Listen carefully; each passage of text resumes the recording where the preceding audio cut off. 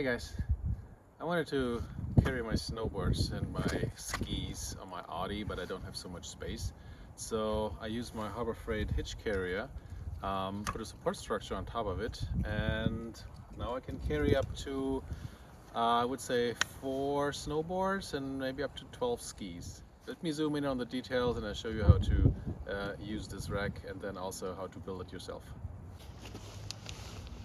It has spring-loaded arms to keep the ski in place, and I used weather stripping for soft padding, and added adjustable toggle clamps for easy loading and unloading.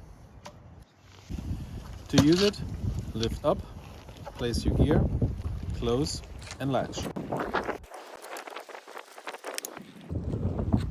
You can put a single layer like I have here, or you can put 2 boards and 2 skis on top of each other. You only need to adjust the toggle clamps.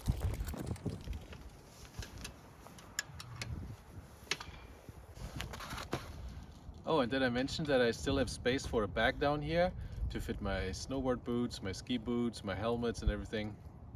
If you like my DIY, please hit the like button and subscribe to my channel. Next I'm going to show you how to build this rack.